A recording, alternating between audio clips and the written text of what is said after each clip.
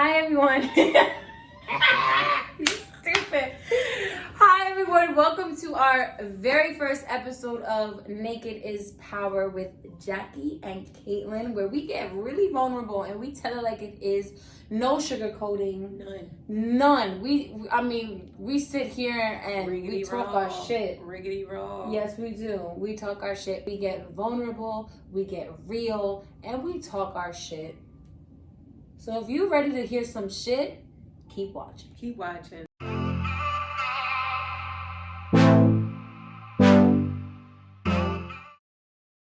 What is the difference between being attached and being loved? I go first? Okay, so the difference between, to me, attachment and love is attachment is you are afraid to leave that person, whereas love, and I'll go deeper, but I feel like love is I love myself first. If I love you, I have to love myself first, where attachment is I don't have to be in love with myself to be attached to you. And so when it comes to love, when you hurt me, I will leave because I love myself first. And so with attachment, you hurt me and I stay because I'm so attached to you, because we have these binds and cords per se, where it's like we are so attached to each other, so I can't leave. And it hurts me to the core. I feel like I've lost every bit of my body and energy if I leave. Whereas love, don't get it twisted, it hurts. But it's almost like it's okay. I know I had to leave because this person wasn't appreciating all of me. He wasn't appreciating my body, my mind, my soul, because he hurt me. And of course, depending on the hurt, you know what I mean? Right. Where it's like, if he cheated on you, then you know it's time for you to leave, especially if he did it many times. Maybe you took him back the first time, but the second time, it's like, okay, it's time for me to go. And someone who loves themselves will comprehend that it's gonna hurt. However, I gotta go. And I love you, but I'm not gonna allow you to hurt me. And I gotta go. Whereas attachment, you hurt me, so I hurt you. It's this tit for tat, right? And it's not only tit for tat, but it's also like, I can't let go even if you hurt me. And that's why I hurt you back, because I'm not letting go. Because of the attachment. I want you to feel the pain that I felt. And it's like, that's not love. Love is not trying to hurt somebody back. That's not what love is. So that, I feel like that's the difference between the attachment and to be loved, or to love. Because to love, you need to love yourself first. And many people in this world don't know what love is. They know what attachment is, but they do not know what love is because they don't love themselves first. And I think it's so important to comprehend what love is for yourself, and that self-love for yourself. Jackie, your house smells incredible. It smells like Cinnabon. Wait, is that what you're boiling? Just now noticing? No, that? it's smelling now. It's like, that's what you're boiling? Cinnamon and oranges and whatever the fuck? I need to stop boiling fabuloso and start boiling cinnamon sauce. It's been boiling for It smells like Auntie Annie's. Oh, good. Like the cinnamon. Wow, it smells incredible. Being attached almost as like being addicted. Yes, obsessed. Like a drug addiction or eating disorder addiction. Yes, and you're constantly Alcohol. suffering. Yeah. It's a suffering process. Yeah. Because you're attached to that thing. Mm-hmm. You're attached to that alcohol. You're attached Yes. to that drug. You don't love it. You can't. When you're attached. You don't love it because we all know drugs, alcohol is not good for us. So we don't love the drug or the alcohol. We're attached. We're addicted to the feeling. Yep. And so when it's love, love is kind. Love is patient. Love is compassionate. Passionate. Love is all those things. Love is vulnerable. And if you don't love and you're not patient with yourself and kind to yourself, you got to be kind to yourself. Yeah. And that goes deeper than just the exterior. That means what you put in your body and what you know, how you treat your body. You have to love yourself. And so for me, when you say the difference in the being attached, there's a big difference. Huge. Yeah. And I don't never want to be needing someone. Yes, and being attached also is almost like a burden.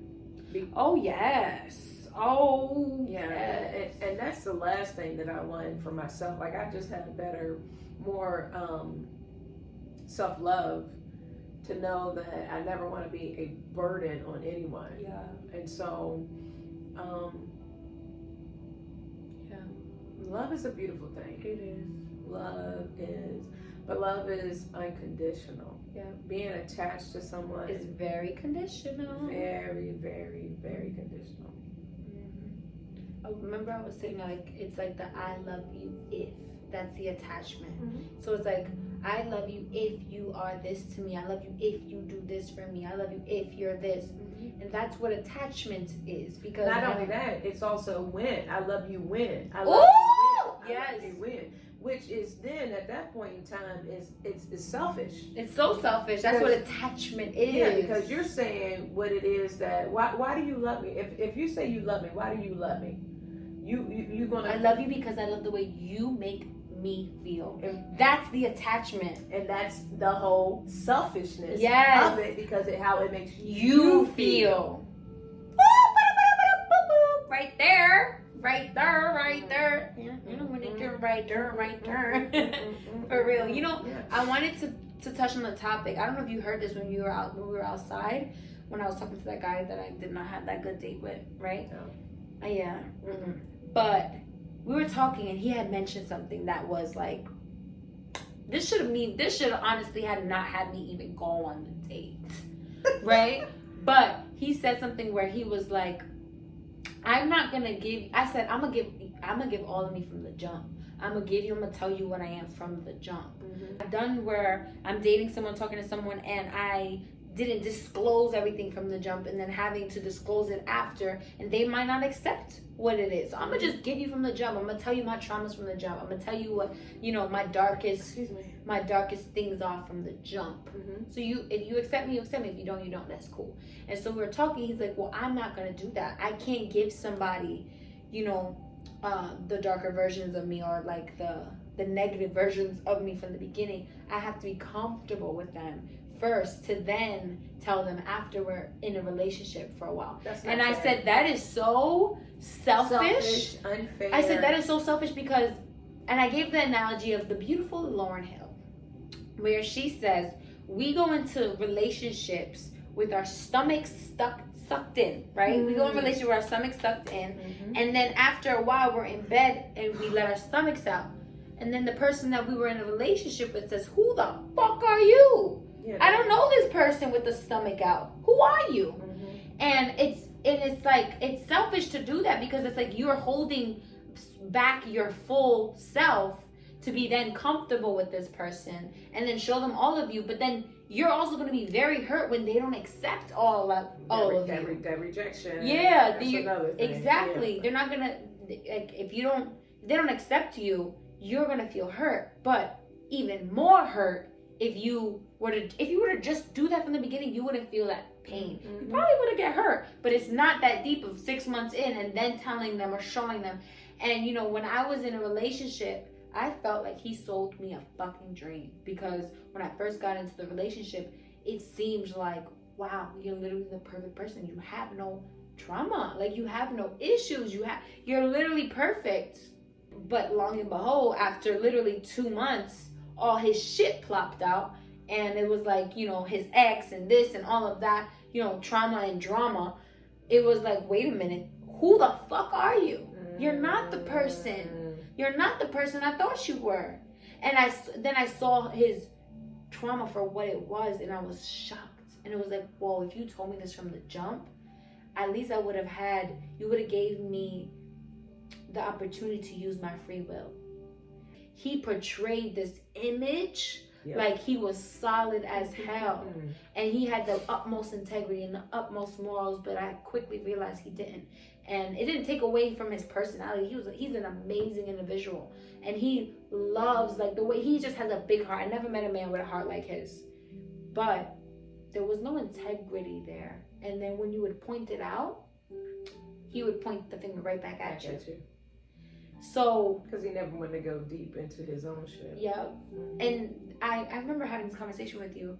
I've realized because of I analyze everything to the T, and I was like, wait a minute, this boy has had both of his parents around. He lived a good life. I had trauma. Like, you know, I didn't go through life so easy. And he expressed to me he had an amazing childhood. Where my childhood, it wasn't amazing. You know what I mean? And so I'm like, wait a minute. Like, I don't understand. If you had an amazing childhood, how does this add up? So I'm analyzing and I'm really doing my research and looking into it. And I said, I found it. Your mother loved you so much that you didn't have to love yourself. Woo, woo, woo. She did it for you. And so now you crave other women to love you. So you don't have to. So you don't have to. So you have to be in a relationship. Because I would feel so...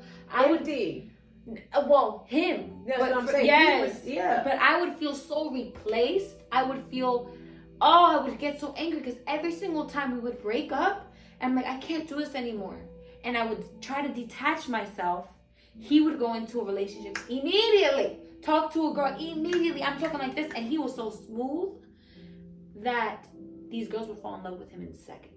And now I'm thinking about, wait a minute, he was so smooth because he had to be smooth. Because he needed love. So he gonna try his darndest, his best. He has to be smooth. And everything. Just the real, Yes, he has to be, because that is how he feels his love. Lifeline. He doesn't feel love any other way. Exactly, his lifeline. So he needs, immediately, if one girl goes, he better have it right there. You gotta have another one. So, but for me, I was like, I feel so replaced. I feel so... we as women, that's... I felt like, what the fuck? To the point where when he first did it, the first time he did it, this boy did it like 5 times. But when he first did it, I was like, wait, no, I can't see him. I can't picture him with another girl right now. I was so attached. It was like, you're giving me away? Yeah, how dare you? It felt like he was giving a piece of me away. Mm-hmm. So immediately, I was like, I gotta go back. And I went back in a relationship I didn't want to fucking be in, just to make sure that he wasn't with somebody else. Mm-hmm. And then I got cheated on fucking again. And from there I said, Caitlin, you can't do this anymore. And I really had a good conversation with myself. I screamed, I cried. Mm-hmm. My mom was there rubbing my back while I'm in fetus position, crying my eyes out, because I know I have to leave, but I also know I have to sit here and watch him be with another woman. Mm-hmm. Your ego was crushed. Oh, yes. My ego was through the roof. Your pride. Oh, it was gone. Yes. And I felt used. Like, you used me to feel love that you didn't have for yourself. Yep. And so now I'm like, it taught me too, because I'm like, wow, I would probably make the same mistake with my son, where I would love him so much he didn't have to love himself. Mm-hmm. So it's, how do you teach a young boy how to love himself on his own? Like, he doesn't need me or another woman to constantly love him and stimulate him. That's some good shit. Ooh. Wow.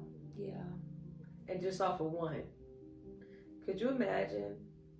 Could you just imagine you are basing your experience off of one person, one relationship?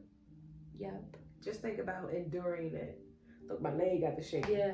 Oh, because you've been in many relationships. Oh my gosh. Yeah. And that hurt, pain. Oh my God! Every single time. Oh my God. I don't know if I could, but I don't know if I could feel that many times. And that's why I want the next relationship to not have any attachments. Thank you. I mean, we're human. We're gonna get attached in some, shape, form. But it's that's like, why it's not healthy to have the attachment versus wanting to love this person. You're dating for purpose. You're dating to be in love and to have that forever lasting. This is something that I know now. Before, I didn't know that shit. Now I was just like, oh, this feels good. Yeah. He looks good. This is what it's supposed to be. Bullshit. Mm-hmm. And every time it was a different hurt, but it was a hurt. Not just one, Yeah. not two, not three, not four, not five, Jackie. not six. How are you still alive? Exactly. Oh. I'm telling you. It does nothing but make you a stronger person. That's why, even to this day, like, Wow. I've healed so much from all that stuff or whatever. Like, I'm not numb. I'm healed. It's beautiful that you said, I'm not numb, I'm healed. That's really strong to say. And I am someone who sees it. I attest to that. I definitely see. Obviously, we constantly are healing. However, like, I can literally say yes. I agree to that statement of like, I don't see any like holding on or resentment with you at all.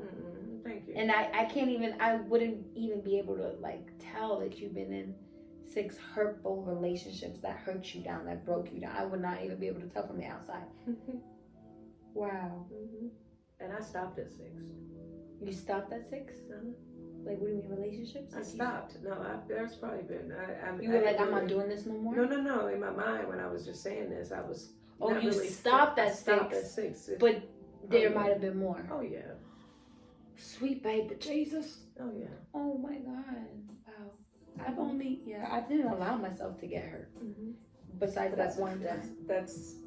And see, I guess for me, I didn't allow my fear.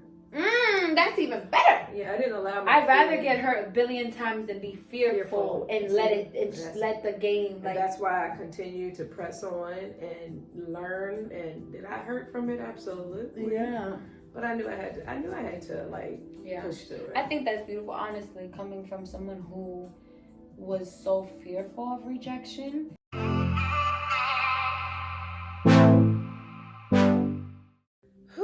Go ahead, first sexual experience. Mine was. How old were you?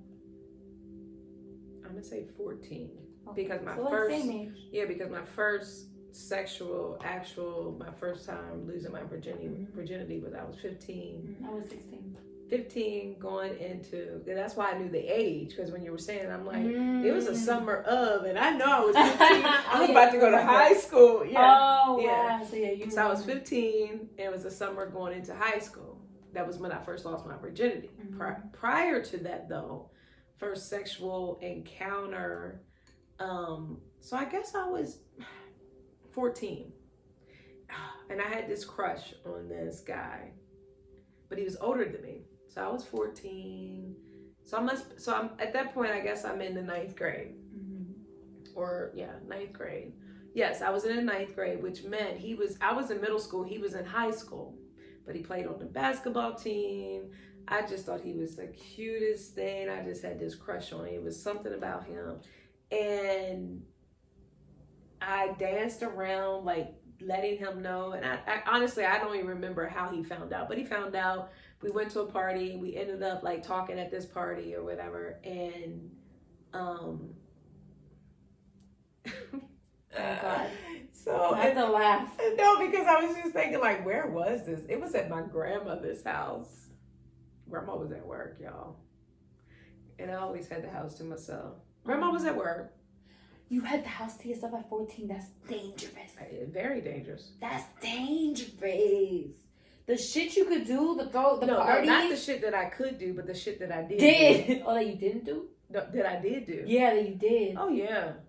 Oh, yeah. Ooh, that is dangerous. So it went from, like, this was the very first time. And anyway, so he came over. Grandma was at work because Grandma worked for Miss Kitty at this. Her name was Miss Kitty. I never forget. She worked for Miss Kitty, and Grandma, I think, worked from like 11 at night to 7 in the morning. So 11 at night, you know, of course she had to get to work. So she was gone by 10:15 at night, every night. Grandma's gone. Stupid. You were caught immediately. She's out. Let's go. Come in. She's gone. So anyway, he comes over. No, okay, so I had like a little gathering. That's what it was. It was a little gathering, and we're just like, music going, drinking, doing our thing, smoking our weed, doing our thing, right? Outside, inside. So everybody else leaves, but he and I both knew that it was our opportunity to, whatever. We was in the living room on the floor.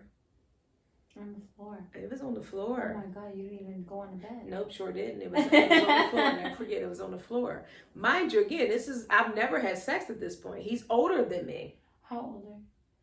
So I was 15? 14, 15, 14.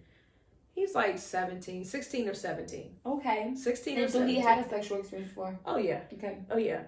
So we're laying on the floor, and prior to that, though, that it really doesn't matter. But prior to that, my girlfriends who had already had sex, they were trying to teach me what I needed to know going into having sex. So we would be out, and they'd be like, okay, this is what you got to do. You got to breathe. You got to relax.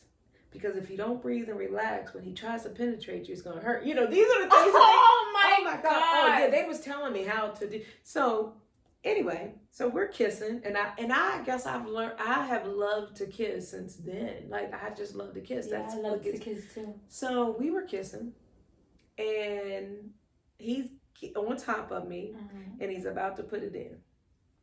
In my mind, I'm kissing. The kissing part's feeling So this great. is your first sex? No. Oh, no, hold okay. on. Because I'm kissing and everything's feeling great, and I'm like, oh, this is about to happen. But in my head, I'm like, my girlfriend's like, breathe, just relax. You gotta relax. Because if you're tense, your booty ain't gonna open. So not your booty. Well, your coochie. Not your booty. I never had anal before. I was like, what is that? Yes. So if you don't relax, your cooch is not gonna open. So you gotta relax. Make sure you say cooch and not booty. Okay, your cooch. So I'm like, okay, I gotta relax. But I'm trying to kiss, trying to think, and it was just too much. So he goes to put the head in, literally. The tip. The tip. I about. I was like, so of course he stops. He tries again. I'm like, I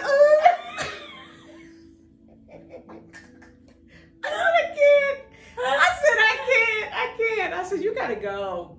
And literally, I said, you got to go. I couldn't go any further. Like, and I don't even think it was like, okay, I'm going to demonstrate. Like, okay, this is your hope, right? And this is him, right? I would, like, this is him, right? I want to say it just great. You said,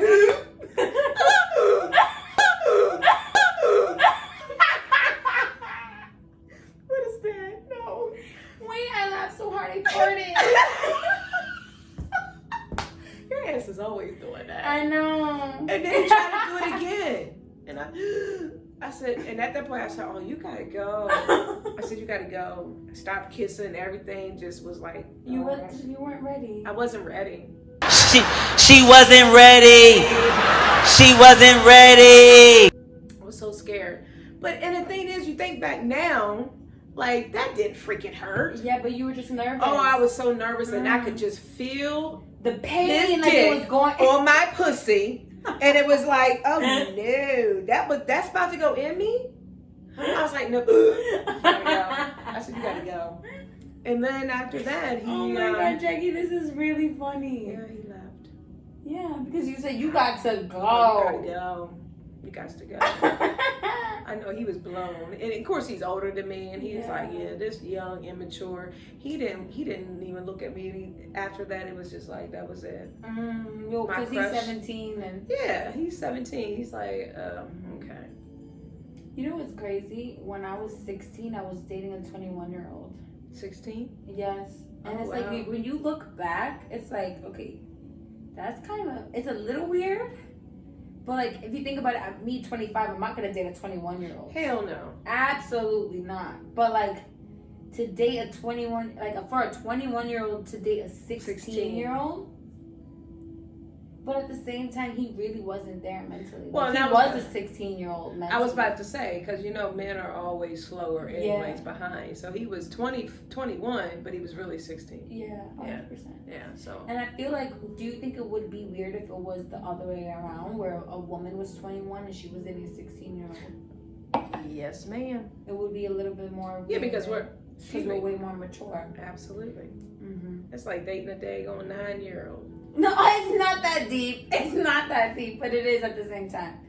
Boys at 16? Yeah. Yeah, It's they're 10. Yeah, I look, my cousin is 16. He's from Virginia. Mm-hmm. He's a little boy. It's like, this is like, you can't have real deep conversations with a 16-year-old. Absolutely not. So think about that. And if you're a 21-year-old woman, because you're a woman at that point. Yeah. And at 21, I was very wise. Wise and mature. So you're really 25 dating a 16-year-old. But if you're 21 dating a 16, you're not the normal wise 20. Oh, you're not. You're Absolutely. not you don't have a 25-year-old mindset. You're 21 dating a 16. But just thinking, if you were, if you were to say, how can a 21-year-old date a 16-year-old? That's not going to happen. But I get it is, and it's crazy because it's like, why do we judge? And I get it because it's like, no one judged him dating me, and he was 21 and I was 16. No one judged him. It was normal. My mom even knew, and it was normal, But if it was the opposite way, it's like, if it's a woman who's 21 dating a 16-year-old boy, it's like, what the hell? That's like teachers, like them teachers. Yes, and then it's a problem. But I can because see, it's more physical at that point. Then because you got these 16-year-old. How is it more physical? It's the same thing. No, I'm saying as far as okay, so a 21-year-old woman, right? And she dates a 16-year-old. 16-year-olds nowadays. If you turn it around, a 21-year-old man who already is very sexually experienced. Who wants a 16-year-old? But that to me is like a little creepy. But the thing was, we were only 4 years apart. So 17, 18, 19, 20, 21. Over 5 years. 5 years apart at that age, though. It'd be different if you're 35 and 40. You're the same age. Yeah. We're still friends to this day. And he's definitely, we're like the same age. Yeah, that's what I'm saying. That's what I'm saying. Because had it been, you were, he or she, he was 30 he's 30 now. He's 30, yeah. But even if he's 29. Yeah. So even if you were saying, he was 40. He's a Scorpio. Okay. I love Scorpio. So if he was 40 and you were 35, yes, we're at this point, we're the same age. Yeah. But 16 and 21 is different. It's a little different. Yeah. You two haven't matured enough. I was in high school, he was in college. And he was picking me up from high school, like,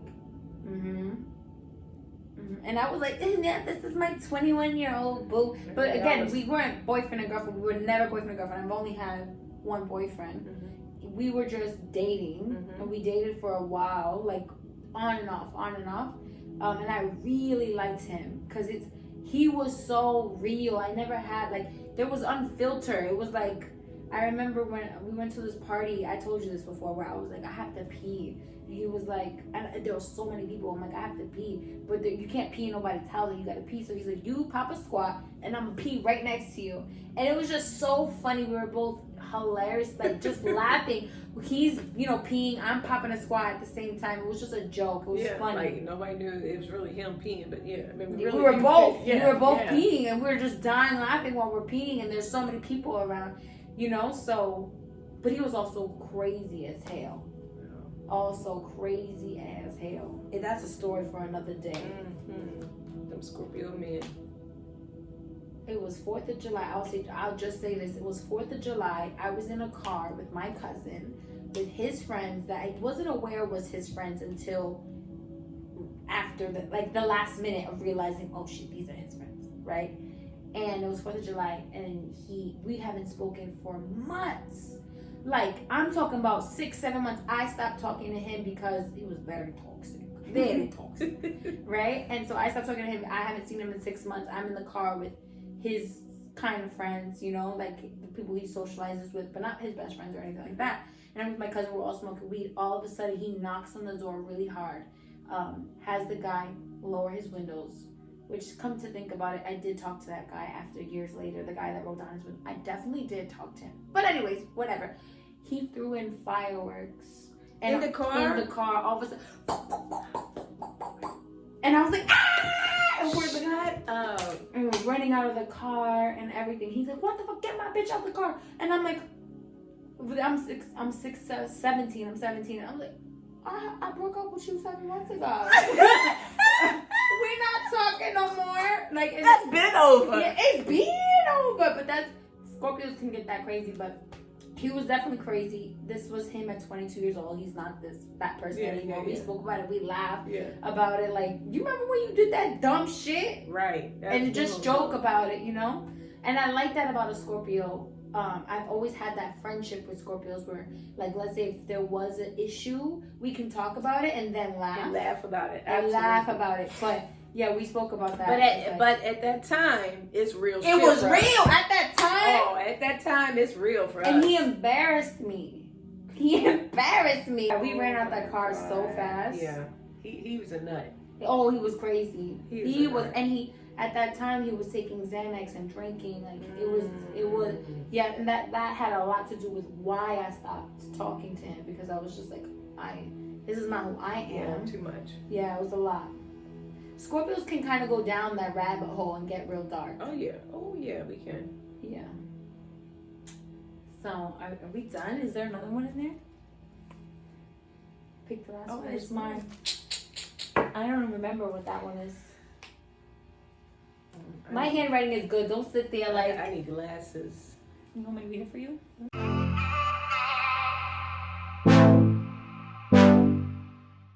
What is a quality you had to learn or develop that didn't come natural to you?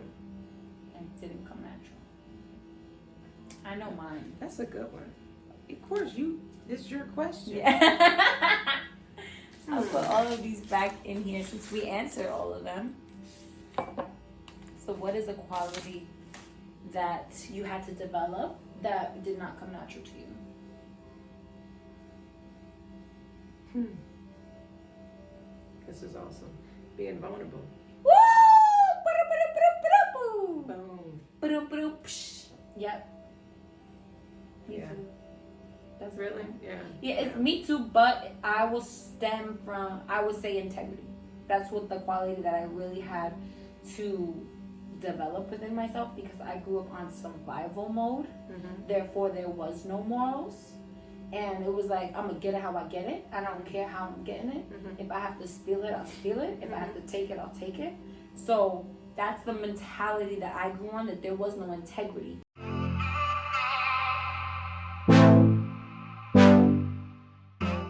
Okay, so what is your biggest fear?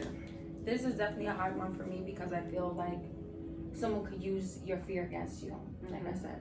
But, okay. So for me, my biggest fear, growing up, I've always had women around me who had gotten sexually abused. And so, like, of course, I don't want to say who, right? But it was women very close to me. And it was not just one, it was not just two, it was multiple. And so growing up, it was just like, oh my God, this is just what happens to women? Like, men just don't respect women. Like, men just think that they can take what, you know? And especially now, the women that's speaking to me and telling me these stories, or telling other people the stories, when my little 10-year-old self is, you know, ear hustling. Absolutely. I'm hearing how angry they are. I'm hearing how these men took a piece of them that they just can never get back, and how angry, you know? And so... now also, then during this time, Degrassi was a big show, and I loved Degrassi, and it was nothing like how the TVs are censored today. Absolutely not. So in the show, one of the characters had gotten raped at like a party, and it triggered me, because I'm like, I've heard it, right? I've heard it, but I've never seen it. And put it all together. Whoa. So I can hear it, and now I could see it. And now I'm fearful as fuck, and I do not want any of this to happen to me. And so growing up, I was always afraid, like even walking up, walk like this all the time. If a man passed, I would like let him walk in front of me, and then I'd walk. This one time I was 19 years old, this one boy was being really weird. I don't think it was to get that far that he would do sexually abuse me. However, that's already a fear in my mind. So if you act weird, I'm out, you know? He did something where, and again, you're always on survival mode. You're always on cautious mode when your fear is driven in you. And I had my bag. I walk into his car. You know, it was like a regular date. And I go into his car. I guess I just had bad dates, because I go into his car. Immediately, he says, like, hi, how are you? He gives me a kiss and hug. He takes my bag and he puts it in the back seat. So it's like, why the fuck did he take my bag and put it in the back seat? So I you can't are run? so you're already on guard. Immediately, I'm always, yeah. Okay. Because of all this knowledge, I'm always entering a situation where this could happen. Okay. And so I'm like, hold up. Why the fuck did he just put my bag back there? Immediately, I went back and I grabbed it. And I was like, I just had to put lip gloss on or something. Played it off. I don't know what he said, but I think it was something along the lines of like, you're beautiful. But like, I would, oh my God, you're so beautiful. Like, you don't even know what I would do. Like, something like that. And so in your mind, you didn't hear the beautiful part. You don't know what I would do. Mm-hmm. So, you dissected it. Okay. While he's driving, I take my bag, I unbuckle my seat, and I jump out the car. No! No way! I swear to God, I have the black and blue all over.